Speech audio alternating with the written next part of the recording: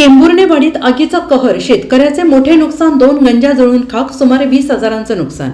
कोल्हापूर जिल्ह्यातील विशाळगड मार्गावरील शाहूवाडी तालुक्यातील केंभुर्णेवाडी येथील दुपारच्या सुमारास एका दुर्घटनेत संतोष गणपत निवळे या शेतकऱ्याच्या घरामागील शेतात असलेली पिंजराच्या आणि गवताच्या 2 गंजा आगीच्या भक्ष्यस्थानी पडल्या आहेत. या आगीमुळे त्यांचे सुमारे 20,000 रुपयांचे मोठे आर्थिक नुकसान झाले आहे आणि मिळालेल्या माहितीनुसार संतोष निवळे हे आपल्या शेतातील बांधावरील कचरा साफ करत होते. या दरम्यान अचानक आग लागली आणि वाऱ्यामुळे तिने रौद्र रूप धारण केले. काही क्षणातच आगीने संपूर्ण परिसर धुराने वेढवला आणि विशेष म्हणजे ही आग त्यांच्या घराशेजारी रस्त्यालगत असलेल्या विशाळगड पोलीस नाक्याजवळ घडल्याने बघ्यांची मोठी गर्दी जमली होती.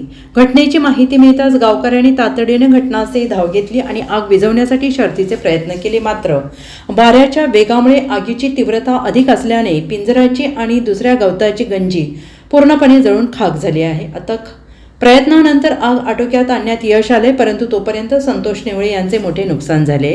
अचानक लागलेल्या या आगीमुळे संतोष निवळे यांच्यासमोर मोठं संकट उभं राहिलंय.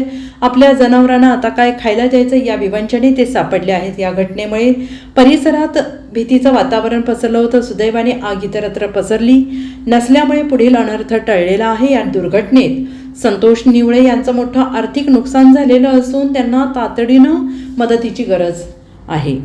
Bureau report, SBN Marathi, केंभुर्णेवाडी.